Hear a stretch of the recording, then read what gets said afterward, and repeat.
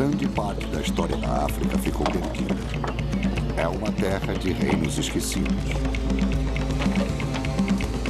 Os grandes impérios africanos da Idade Média forneciam o marfim e o ouro que alimentaram a Renascença na Europa.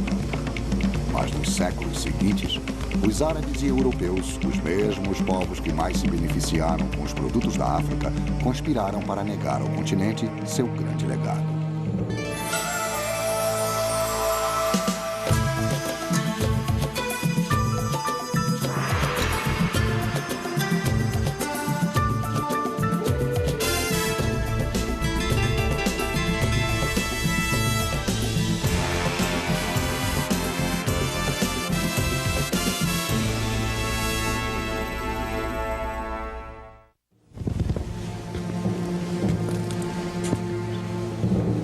Os exploradores brancos recusavam-se a acreditar que os negros africanos fossem capazes de qualquer coisa, além das cabanas de lama e crenças pagãs. Para justificar a exploração do continente negro, os colonizadores brancos reclamaram as civilizações perdidas da África aos seus ancestrais brancos. Existe uma ideia fortemente gravada no mundo ocidental de que os africanos são um povo sem história. Mesmo os grandes professores de história moderna em minha universidade, a de Oxford, no meu tempo de estudos, podiam dirigir-se a uma grande plateia do Reino Unido através da mídia e dizer: talvez no futuro haverá uma história da África. Mas no momento não existe nenhuma. Só existe a história dos europeus na África. O resto são trevas e não um assunto para a história.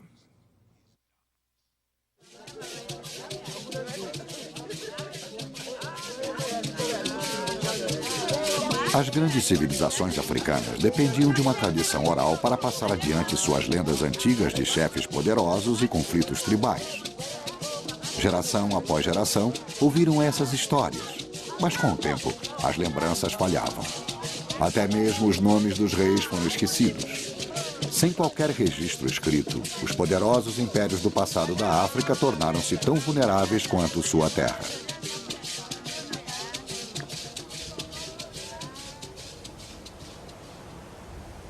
Há 800 anos, este terreno irregular próximo à fronteira africana com Zimbábue era um desses reinos. Mas todos os sinais externos de sua civilização desapareceram há muito tempo. Mas os habitantes de Venda sabem, através de histórias de seus ancestrais, que grandes reis e rainhas eram enterrados aqui, bem acima das ravinas sobre o pico de um penhasco.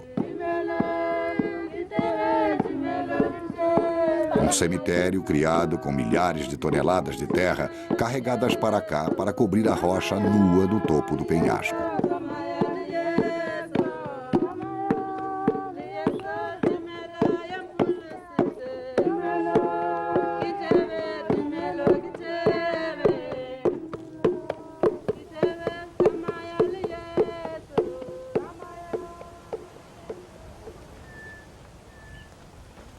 Oito séculos mais tarde, em 1932, um aventureiro africano com sede de ouro convenceu um aldeão local a levá-lo até o antigo cemitério de Mapunkumbue.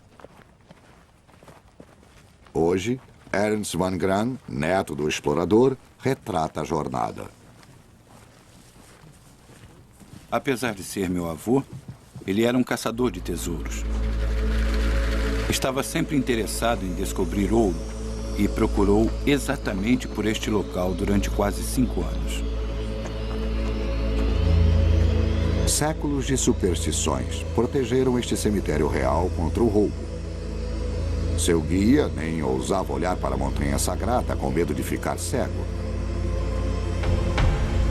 Os habitantes de Venda chamam esta montanha de Gupwe, a montanha do chacal, e chamam-na por esse nome porque acreditavam que havia espíritos malignos e coisas misteriosas por aqui.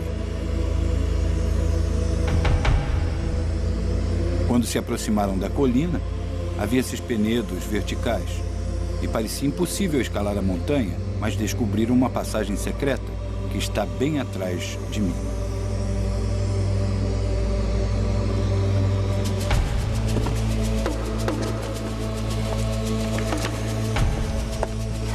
Quando a equipe de Vangra começou sua subida, encontrou buracos cavados na face da rocha. Uma escada antiga que levava ao topo desta chaminé escondida. Temiam que existissem armadilhas na subida até o cemitério real, com pedras gigantescas colocadas de forma a cair sobre eles a qualquer momento. Mas sua subida foi tranquila. Estavam prestes a descobrir alguns dos últimos remanescentes do tesouro real de todo o sul da África. Normalmente, os objetos de ouro encontrados eram derretidos. Outro capítulo importante da história africana ficaria encoberto para sempre. E esse era o seu plano. Felizmente, no último momento, Vangra Jr. teve um ataque de consciência. Entre as descobertas estavam um cetro e um rinoceronte de ouro. Pequenas quinquilharias se comparadas aos tesouros de Tutankhamon. Mesmo assim, eram os poucos e preciosos elos que nos ligavam a um passado esquecido há muito tempo. Testes feitos através de radiocarbono colocaram Mapuncumbu em 1200 d.C. Os sul-africanos brancos ficaram estupefatos. Recusaram-se a acreditar que os negros tivessem chegado na região há mais de 400 anos antes dos primeiros colonizadores brancos. Testaram e retestaram Mapuncumbu, tornando-a um dos locais mais expostos a radiocarbono de toda a África. E os resultados eram sempre os mesmos, 1200 d.C.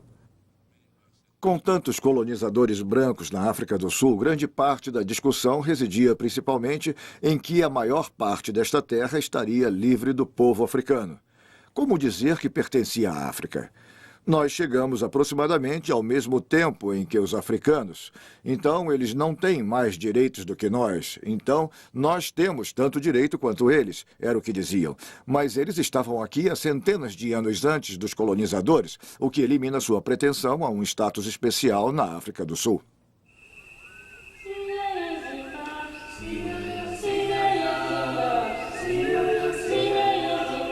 Esta civilização era antiga, era próspera e era negra. Mas o que aconteceu a esse povo permanece sendo um mistério. Talvez tenham levado seus rebanhos de gado para o extremo norte, para os pastos mais verdes e o clima mais fresco de terreno mais elevado, ou talvez tenham se tornado os ancestrais há muito procurados por outro reino africano. Pois 100 anos mais tarde, a somente 320 quilômetros além do rio Limpopo, foi fundado o maior império do mundo africano.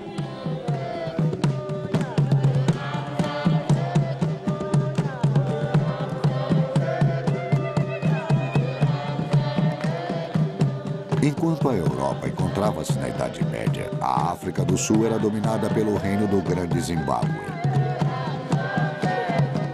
Seus reis governavam uma corte enclausurada por uma parede circular colossal, de mais de 8 metros de altura e 5 de espessura. Pouco se sabe sobre o império. Até os nomes dos reis foram esquecidos. Mas sabemos que possuíam milhares de cabeças de gado e forneciam marfim e ouro para os mercados de Soale, na costa oriental. O primeiro elo da rede comercial da África com o mundo. Atualmente, o país do Zimbábue toma o nome desse antigo reino. Zimbábue significa grande casa de pedra. Até recentemente, sua história real era negada pelos brancos, que estavam convencidos de que os africanos negros não poderiam ter criado estruturas tão monumentais.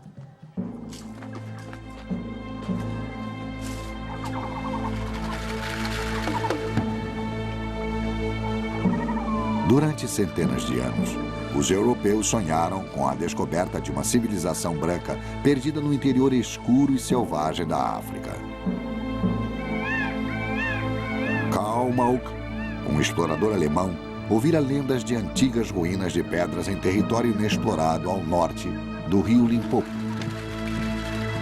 Procurou durante meses antes de finalmente encontrar essas ruínas magníficas.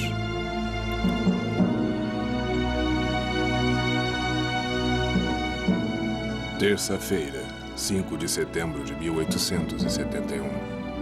Eu vi a uma pequena distância uma construção aparentemente redonda. Era construída com placas de granito sem união de cimento.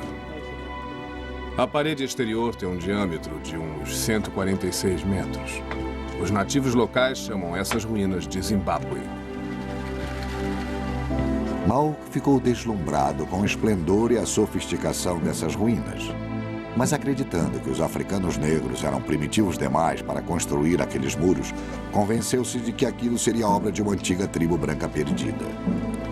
Finalmente, encontrei uma estrutura em forma de torre, praticamente intocada. Soube pelos habitantes locais que eles mesmos viviam lá há uns 40 anos e que a região era desabitada antes dessa época. Tudo servia para convencer-nos de que um povo branco tivesse vivido um dia nesta região. Ele desenhou os artefatos africanos em seu caderno de anotações, mas recusava-se a acreditar que a cidade fora construída por negros. Finalmente encontrou a evidência que acreditou provar suas teorias. Tirei umas lascas da viga principal. Comparando-a com a madeira do meu lápis, vi que deveria ser de cedro, que só poderia ter vindo de Zelebanon. Ainda mais, somente os fenícios poderiam tê-la trazido para cá. Salomão usou muito cedro na construção de seus palácios. E essas ruínas são uma imitação das construções de Salomão em Jerusalém. E a grande mulher que a construiu só poderia ser a rainha de Sabá.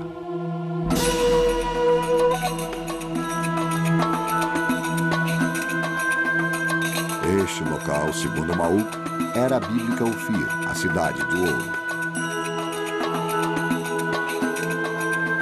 A história da rainha de Sabá foi contada pela primeira vez na Bíblia. Carregada de presentes preciosos de ouro e gemas, essa rainha branca mítica visitou o rei Salomão em Jerusalém. Diziam ser uma mulher tentadora, com um corpo voluptuoso sob suas roupas de seda. Deu ao rei tudo o que ele quis. Karl Mauk concluiu que a rainha de Sabá deve ter sido a rainha do grande Zimbábue, e este local, o seu palácio. As teorias racistas de Mauk foram grandemente aumentadas pela propaganda feita por colonizadores brancos que queriam expandir o Império Britânico. Qualquer prova de que os brancos estiveram aqui em tempos bíblicos ajudaria a justificar sua exploração da região.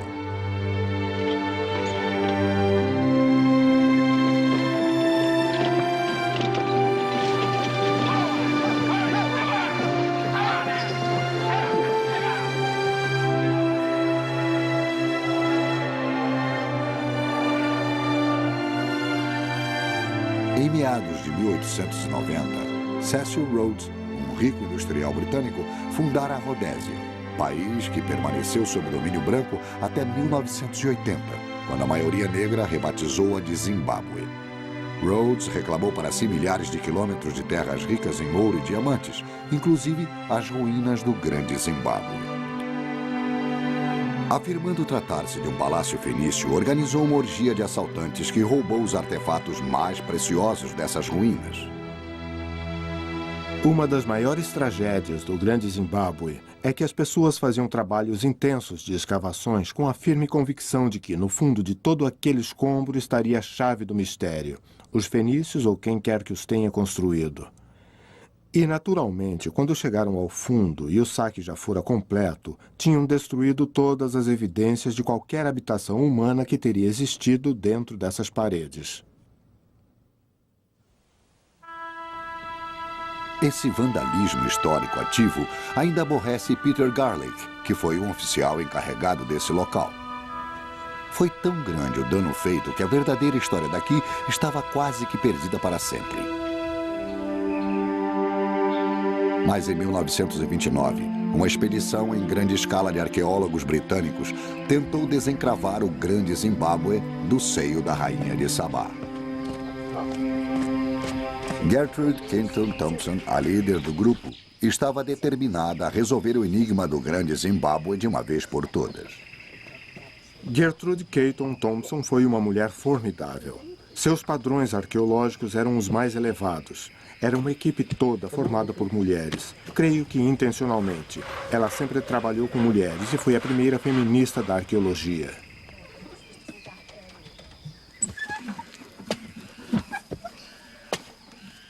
Depois de semanas de escavações, sua equipe ainda não tinha encontrado material suficiente para datar o local. Decepcionada, procurou outra área que valesse a pena explorar. Caton Thompson precisava localizar ruínas que não tivessem sido pilhadas. Exploradora determinada convenceu um amigo a lhe emprestar um avião.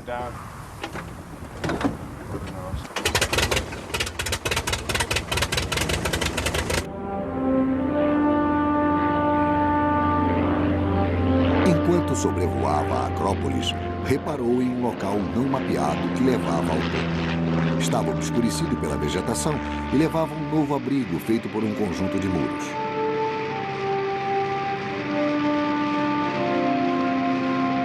Finalmente, ela encontrara um local que não tinha sido tocado por mãos brancas.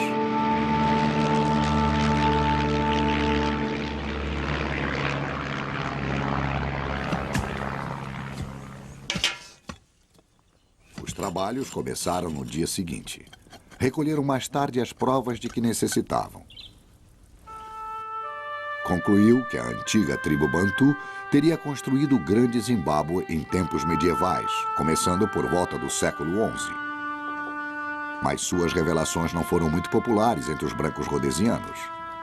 O trabalho de Gertrude Caton Thompson deu-lhe uma grande reputação entre os acadêmicos e cientistas, mas não fez nada para convencer o colonizador a abandonar seus preconceitos. Eles, como todos os colonizadores, achavam que conheciam seus nativos, sabiam que não poderiam fazer aquilo, sabiam que o nativo era um selvagem. E nada que alguém pudesse fazer, fosse Caton Thompson ou nos 50 anos depois dela, convenceriam pessoas com preconceitos raciais tão fortes de que o Grande Zimbábue não fosse exótico. Durante séculos, o Grande Zimbábue foi cercado por uma história inteiramente fictícia. Mas como seria realmente este grande reino africano?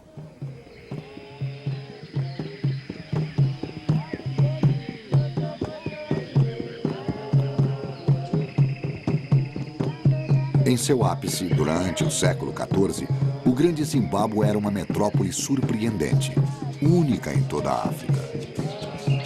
Era tão grande quanto Londres na época, com uma população de 18 mil pessoas agrupadas em uma área de poucos quilômetros quadrados.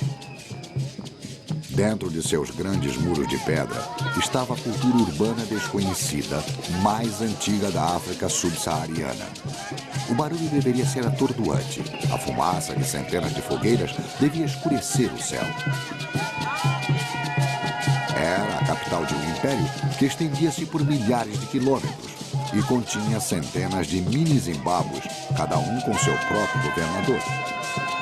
Na Grande Zimbábue, a influência do rei continuava muito depois de sua morte. Os espíritos dos ancestrais continuavam sendo uma presença real, tanto como governadores poderosos quanto conselheiros espirituais. Atualmente, acredita-se que os nativos de Shona sejam os descendentes do povo que construiu o Grande Zimbábue. Na cultura moderna de Shona, os espíritos dos ancestrais ainda se comunicam regularmente com os vivos através de uma cerimônia executada por um médium em uma caverna embaixo das ruínas da Acrópole. Os shonanianos são pessoas muito religiosas que acreditam piamente que seus ancestrais não estejam mortos e desaparecidos para sempre. Que estão vivos e que, através de seus médiuns, podem puni-los, podem abençoá-los, podem orar por eles e, consequentemente, se não fizerem o que eles dizem, possivelmente terão má sorte. Stamon Deng, um ministro do governo de Zimbábue, estudou os ancestrais do povo Shona.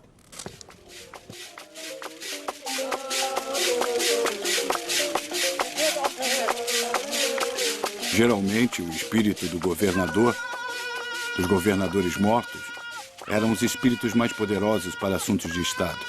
E esses espíritos possuíam médiuns que tornavam-se em todos os aspectos o imperador, mas em forma humana.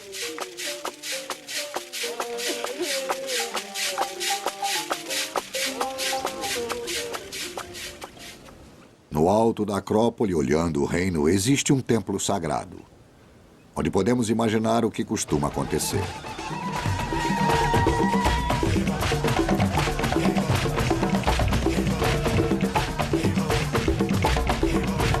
Durante as épocas difíceis, o rei vinha para aqui pagar seu tributo a seus ancestrais e pedir seus conselhos através de seu médium. O médium entrava em transe e era tomado pelo espírito de um governador morto há muito tempo.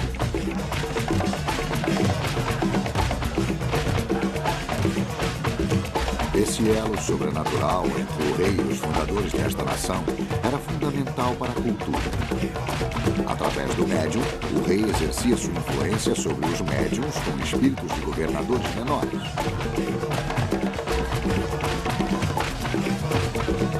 Além de um poder militar, ele possuía um poderoso controle espiritual sobre qualquer um que quisesse desafiá-lo.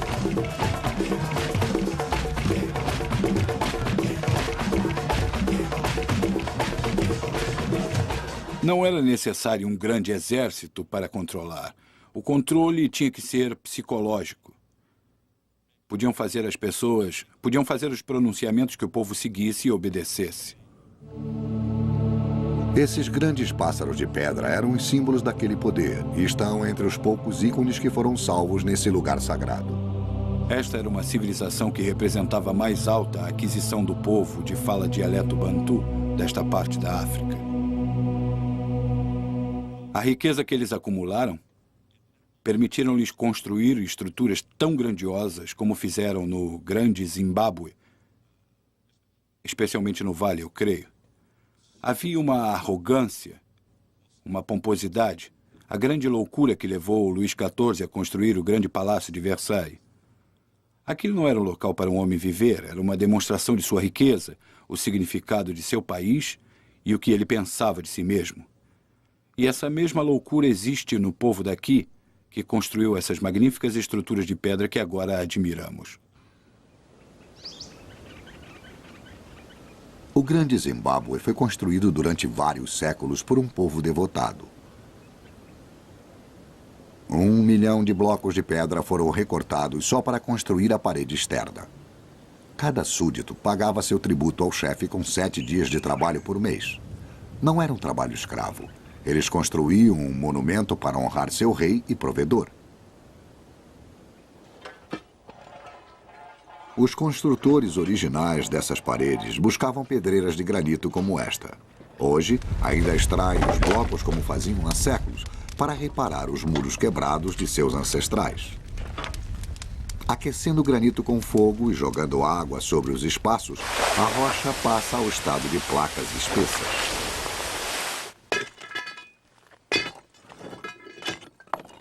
Então começa o processo da quebra e transformação das rochas em paredes de pedras secas. Apesar de ser fácil compreendermos como eles construíram essas paredes, por que as construíram é assunto de grandes debates. Seria uma construção uma fortaleza ou um palácio? A passagem estreita entre essas paredes elevadas gerou teorias variadas. Muitos acreditam que serviam para evitar que os homens olhassem as mulheres durante as cerimônias de iniciação. Mas provavelmente, no entanto, serviam para manter a privacidade absoluta da casa real. Mas isso ainda deixa o enigma da torre gigantesca em forma de cone. Os primeiros investigadores vitorianos imaginaram que fosse um símbolo sexual, como um pênis em pedra. Essa ideia foi ressuscitada em várias ocasiões posteriores. Mas não existe qualquer evidência, nem em sua forma, nem em sua decoração, que sugira isso. Existem tradições fragmentadas que sugerem que ela represente em pedra os grandes depósitos de grãos feitos em argila, onde os alimentos eram guardados. E isso corresponde à ideia do monarca, do rei, como sendo um provedor da alimentação de seu povo. Para executar esta enorme construção em 1300, foi necessária uma economia florescente. E a fonte dessa riqueza era o gado. O status de um chefe estava baseado no número de cabeças de gado que possuía. Um homem rico teria muito gado, podia manter várias mulheres, que lhe davam vários filhos, que forneceriam mais mão de obra para o cultivo de mais terras. Durante a seca, quando havia pouco trabalho, os fazendeiros tornavam-se mineradores de ouro.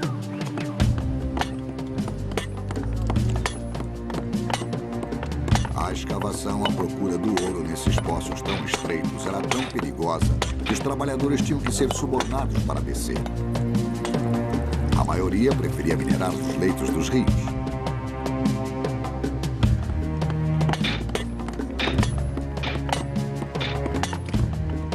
O ouro era monopólio do rei, que pagava seus mineiros com gado, reservando o ouro para si, para trocar e negociar com os mercadores suahilis da costa africana oriental.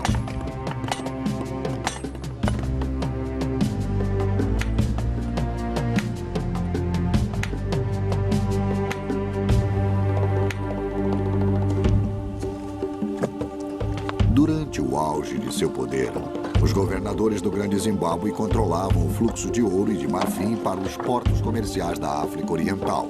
E esse comércio serviria de combustível para a construção de algumas das cidades mais magníficas do mundo antigo.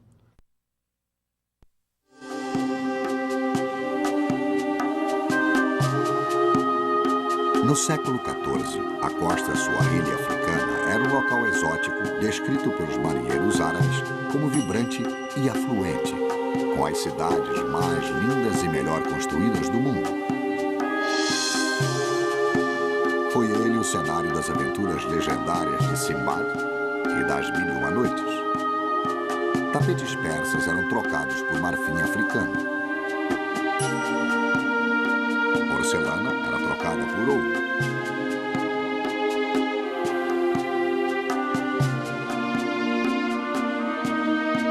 Mercadores que vinham da Índia e da Arábia, até mesmo do Extremo Oriente, tinham que negociar com corretores suahilis, homens comuns medievais, que eram sua única ligação com bens que vinham do interior da África.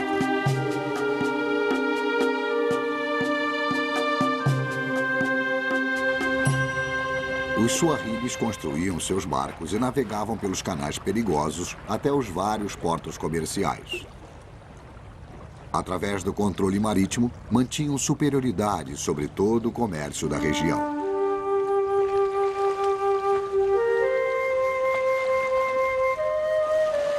Todos os anos, centenas de barcos aguardavam os ventos da monção para levar de volta seus bens para o centro-leste. No século X, o ouro, o marfim e o quartzo escoavam pelo Mediterrâneo, num comércio em uma escala nunca vista desde as épocas gregas e romanas. Esse litoral próspero tinha portos e cidades que percorriam 2.880 quilômetros entre as atuais Somália até Moçambique.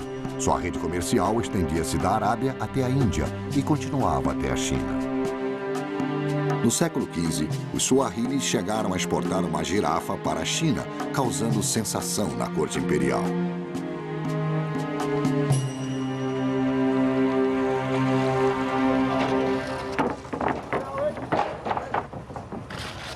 Esse extenso contato com outras culturas produziu uma sociedade cosmopolita, influenciada tanto pelas condições árabes como pelas hindus. E apesar de seu enorme sucesso, essa região da África também sofreu uma negação por parte da história.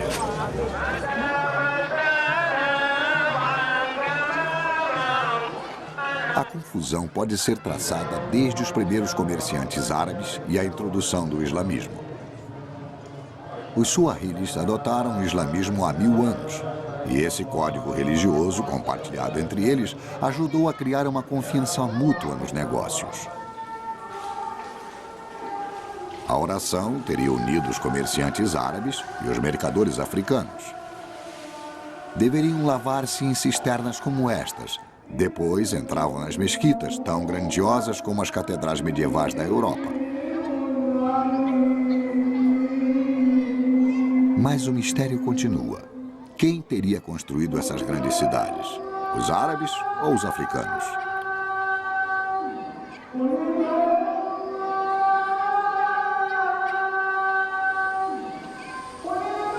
O arqueólogo Mark Horton está estudando as cidades fantasmas da costa africana e tem ideias revolucionárias quanto à sua origem. Quando os arqueólogos chegaram aqui na década de 20, encontraram estas ruínas cobertas por florestas e presumiram naturalmente que deveriam ser obra dos árabes. Temos túmulos de pedra decorados com coral, jarros de porcelana, casas e palácios com nichos elaborados e minaretes.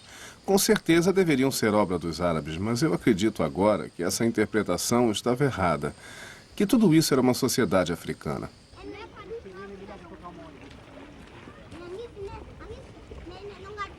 A matéria-prima dessas cidades foi tirada de depósitos de coral. Até bem pouco tempo, acreditava-se que os colonizadores usavam escravos africanos para construir suas mesquitas e palácios. Mais uma vez, era difícil imaginar africanos construindo edifícios permanentes.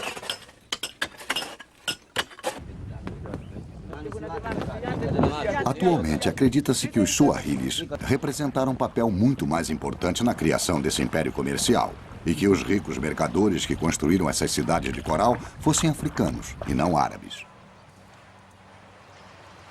É uma história complicada para ser desvendada. No século XVIII, muito tempo depois de várias dessas cidades costeiras terem entrado em declínio, a costa oriental da África era realmente governada por sultões árabes da ilha de Zanzibar.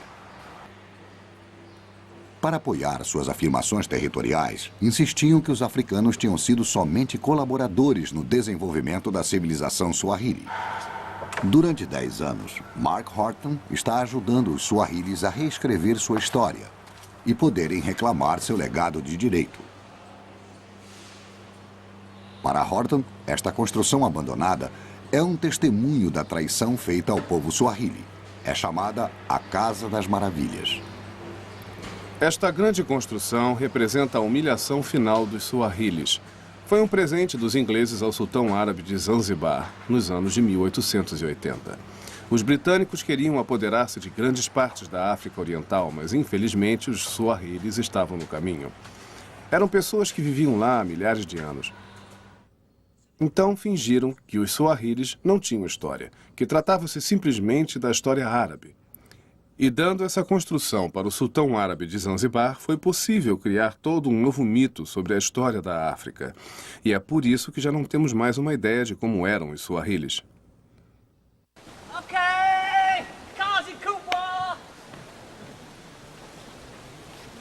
Horton acredita que a única maneira de descobrir quem eles eram é cavando. Sua meta é encontrar provas de um antigo estabelecimento africano na ilha de Pemba, nas costas tanzanianas. Ele leva sua equipe de trabalhadores a um local onde acredita ter descoberto a lendária cidade de Kambulu. Segundo os registros árabes do século X, Kambulu foi a primeira cidade muçulmana na costa suahili, portanto, de importância crucial. Na melhor tradição africana, Horton dá as ordens lá do alto, enquanto sua mulher Kate fica lá embaixo. Estão começando a descobrir o chão de uma mesquita que desapareceu completamente. Horton espera que ela revele como o islamismo veio para a África Oriental. Uma antiga lenda árabe oferece uma explicação. Abdur Juma, arqueólogo-chefe de Zanzibar, transforma-a em uma história de acampamento para os trabalhadores exaustos. E ela está no diário de um explorador árabe.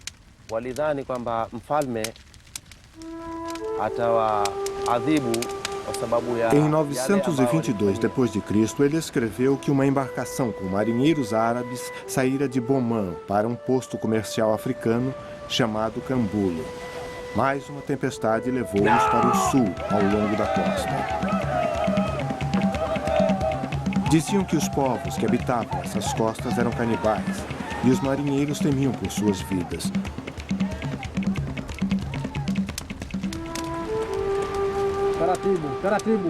Os mercadores árabes assustados foram levados para a praia e arrastados até o rei.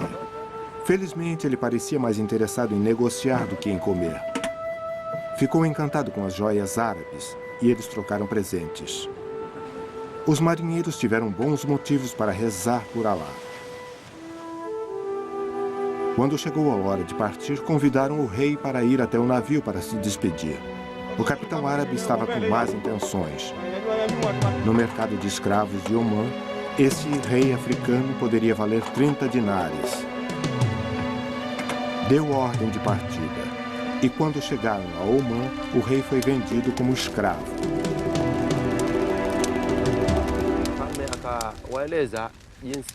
Durante o ano seguinte, o rei aprendeu árabe e estudou o Alcorão. E tempos depois tornou-se um grande muçulmano.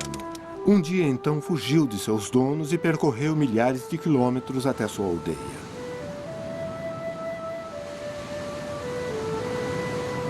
Muitos anos depois, o capitão árabe que traíra o rei fez outra viagem até Cambulo. Mais uma vez, seu barco foi parar no sul. Mais uma vez, encontrou-se diante das terras dos Ans.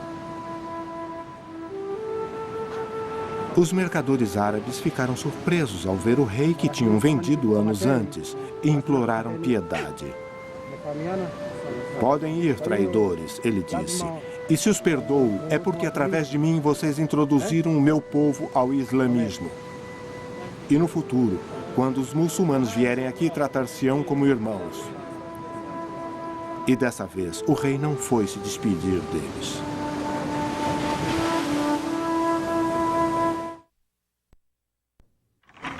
Horton acredita que a difusão do islamismo ao longo do corredor Swahili foi uma espécie de política de segurança contra o comércio árabe de escravos.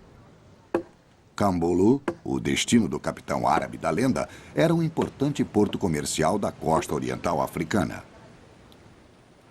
E se foi Cambulo que Horton encontrou, então, sob o chão dessa mesquita de pedra, podem existir mesquitas mais antigas, construídas em um estilo mais tradicional africano.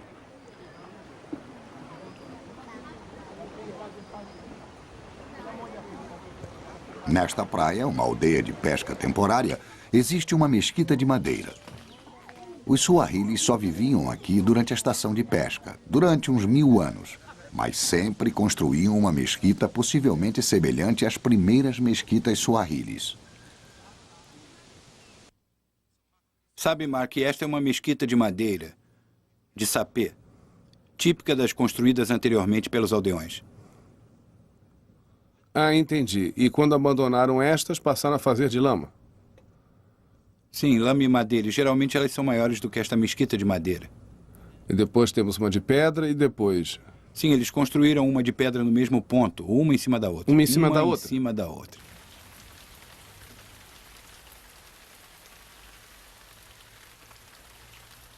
A chuva forte fez uma parada nas escavações. A água amacia o solo suficiente para endurecer o pulso de Mark Horton. Sob a mesquita de pedra, começam a encontrar os remanescentes de 2 mesquitas de madeira, uma em cima da outra. A mais antiga, datando do século VIII. Este local possivelmente é Cambulo. Sabemos por evidências históricas que Cambulo é o primeiro lugar da costa oriental africana a ter muçulmanos. Estou ajoelhado na que talvez seja a primeira estrutura, o mesmo lugar em que os muçulmanos pisaram na África Oriental.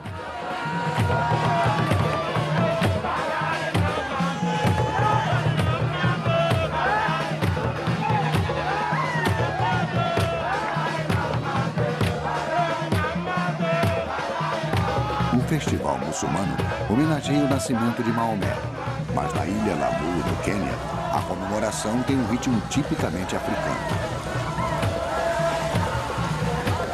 Os grupos fazem corridas de barco em torno do arquipélago e surgem no porto. O islamismo pode ter vindo da Arábia, mas esta é uma celebração suahili, em uma cidade suahili.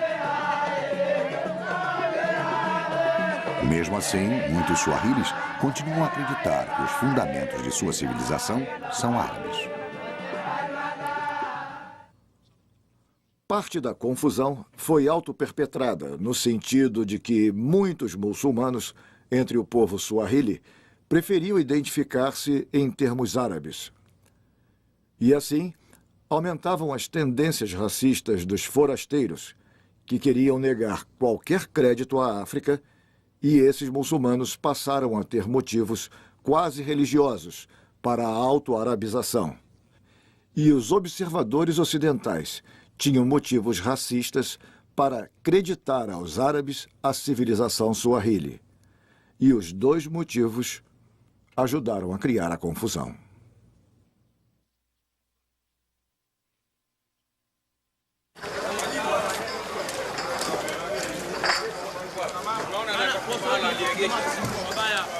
Não se pode negar as forças externas que moldaram cidades como Lamu.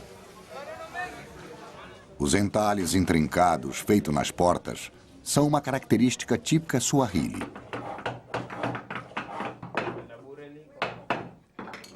Talvez, há vários séculos, entalhadores hindus visitaram a África e ensinaram os africanos a entalhar desenhos elaborados na madeira. E então, os suahilis absorveram e adaptaram essas lições para que servissem à sua própria cultura. Talvez os persas tenham introduzido os desenhos ornamentais entalhados nas paredes das casas. Mas hoje, os artesãos suahilis praticam a arte de moldagem em gesso molhado.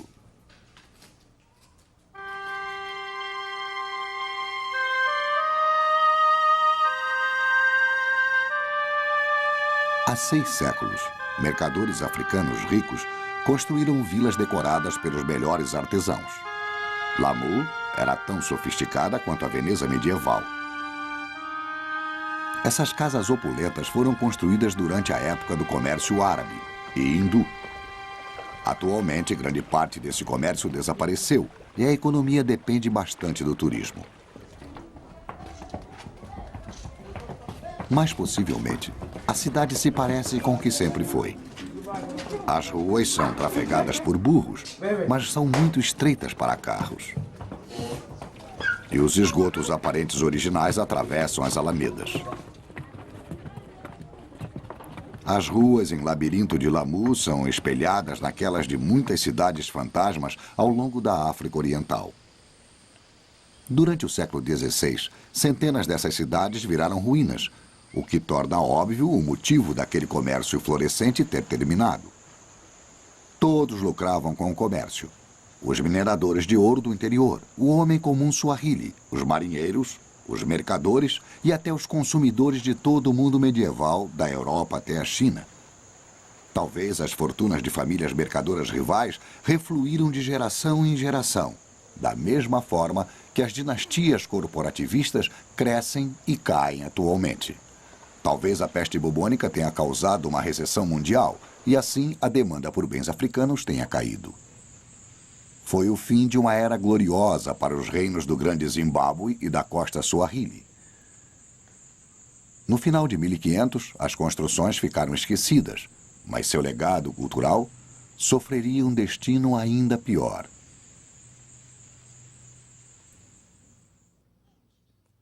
Todas as sociedades elegem o que querem lembrar, mas só aos africanos foi totalmente negada a história de sua terra por tanto tempo. Mas lembrem-se de que é aqui que nossa espécie começou a surgir com as evidências atuais. Foi aqui que os primeiros humanos andaram na Terra. Portanto, o primeiro habitat da espécie humana parece ser o último a ser exatamente compreendido. E pagamos um preço por essa falta de compreensão.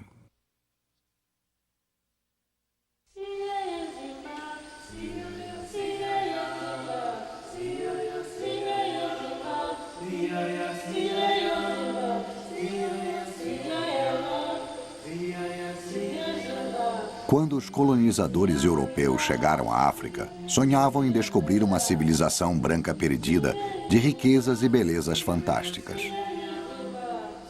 Surpreendentemente, até hoje, esse mito persiste.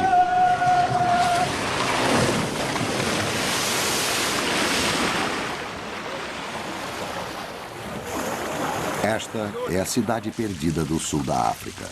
um monumento vivo a uma imaginária tribo branca perdida. É parte do Clube Cidade do Sol, um dos parques temáticos mais luxuosos do mundo. A praia artificial está superlotada de sul-africanos brancos em férias.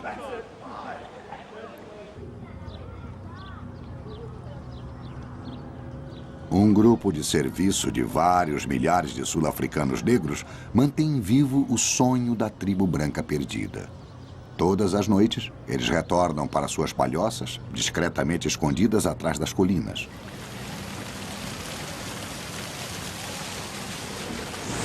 Talvez nos séculos vindouros, quando os futuros arqueólogos descobrirem essas ruínas, eles as identifiquem como os remanescentes de uma tribo perdida de africanos brancos. Só que talvez, desta vez, eles estejam certos.